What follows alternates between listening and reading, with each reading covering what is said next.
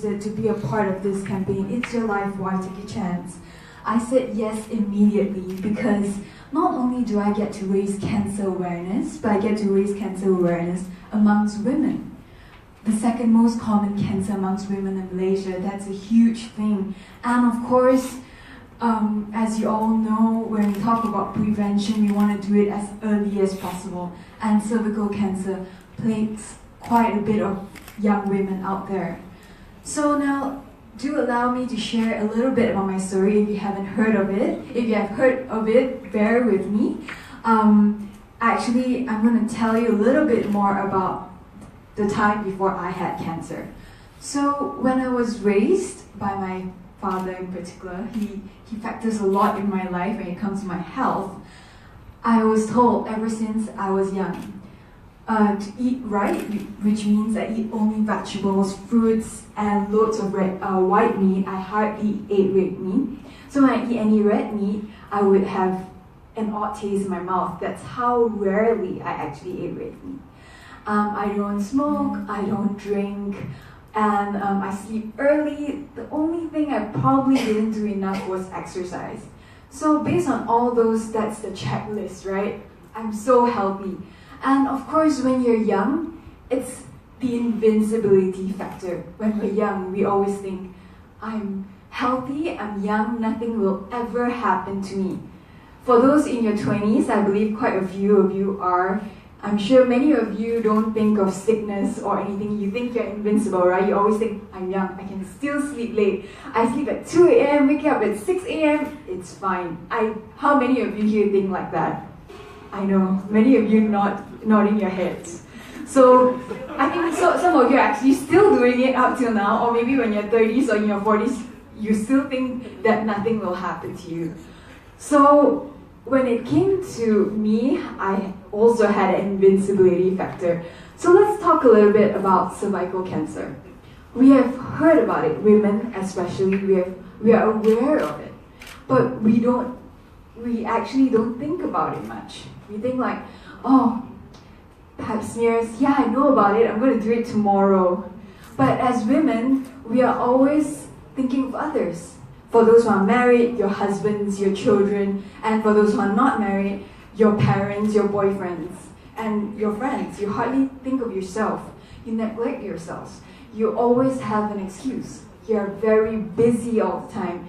And you think, tomorrow I'll go for the pap smear. When will that tomorrow come? Actually Professor Jamia asked the room, who has had a pap smear in the past 2 years? I think only like 20% of the women here in this room actually did it. So I'm not sure about the rest of the 80%, but I'm sure the invincibility factor kicked in, right? And that you're young, it won't happen to you. So back to my dad and the story. So every month after I came back from the States, I would have diarrhea, and I thought it was normal.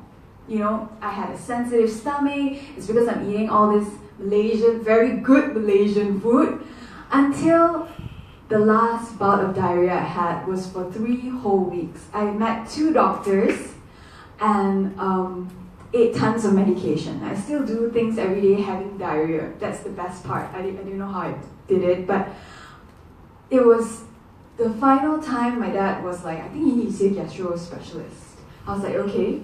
I met the gastro specialist and he told me, oh Mei Sze, it's okay, you don't have to do a colonoscopy, you're too young. Because colonoscopies are for people above the age of 50. So I was like, okay, that's perfect. He was like, you don't have to come back to see me. You take antibiotics for 2 weeks, nothing happens, you don't come back. Perfect. And my dad shouted from across the room, the other side, he was in another room, because he is so eccentric.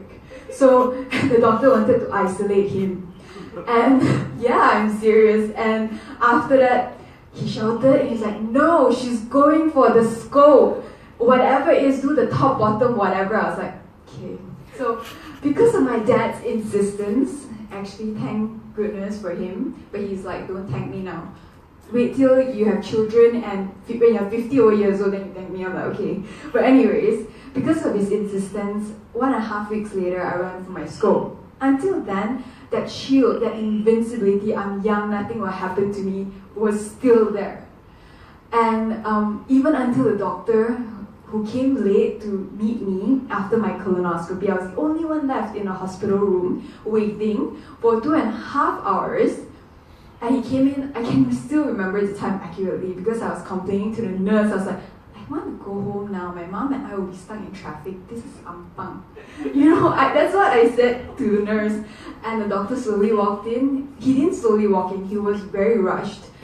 And he looked very worried and he started rambling on about something. And then he said something about biopsy. And it was only then that shield of invincibility kind of fell off. I could have cancer. How did the fact that I did all these good things in my whole life could lead to the fact that I have cancer now? The possibility of having cancer, because it was just a biopsy at that time. But I found out I had a tumor in my rectum. So that was sort of a shock to me, and a shock especially to my dad. I think for him it was a huge blow. As a male, and for all the things he has done for the entire family, what we ate, what we did in terms of our lifestyle. So what I'm trying to say is, if I had a choice to go for a colonoscopy earlier, maybe 2 or 3 years before that, because I have no genetic history of cancer, it's understandable on the doctor's part not to recommend it. I completely understand. But if I had that choice to go for the scope earlier and not to deal with the things I had to go through, I'm not regretting it now. It's an experience and a journey, like Michelle mentioned. I would have chosen it. So for all of you women out there, you have a choice right now to go for that regular pap smear, to take that vaccine. It protects you from over 90% of HPVs out there. Why wouldn't you do it?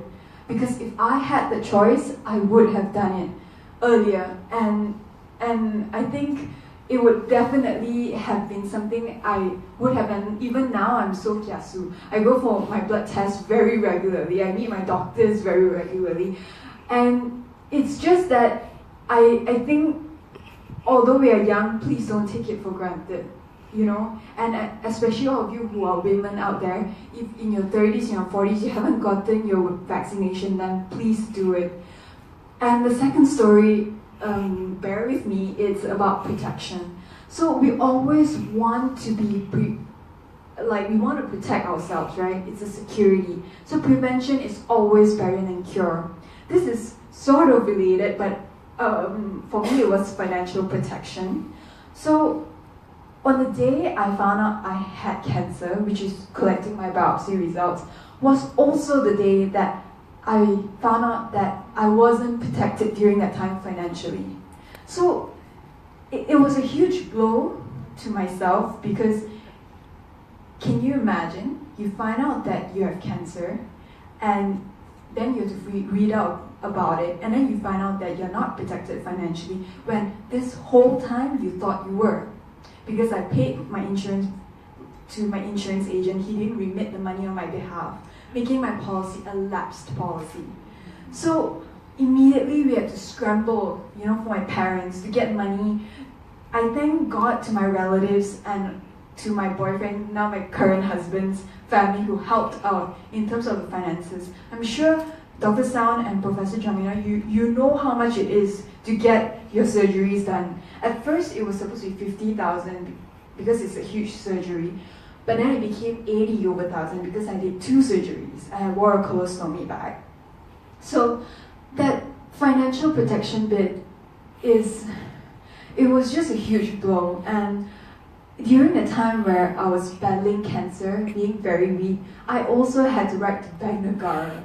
I had to fight to get that insurance money back. And what I'm trying to say here is that you want to be protected, be it financially or be it from all 90% of HPVs out there. You want to be protected so you have peace of mind, because you don't want to deal with the aftermath, knock on wood, of having any forms of cancer, cervical cancer, because the treatment is expensive, that is one, and also the consequences of it. So what I'm trying to get at here, the take-home point is, as both Professor and Dr. Sound mentioned, is prevention is always better than cure. Go for that pap smear regularly, of course, and also find out more about the vaccination and get it done.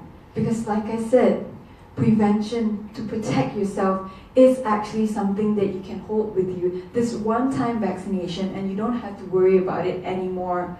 So, this is a social media campaign. I will be sharing more about cervical cancer and also anything related to it on my social media, on my blog, on my Facebook, on my Instagram. So do stay tuned. Also find out more on the website and on their Facebook pages. It's your life, ladies. Why take a chance? Thank you.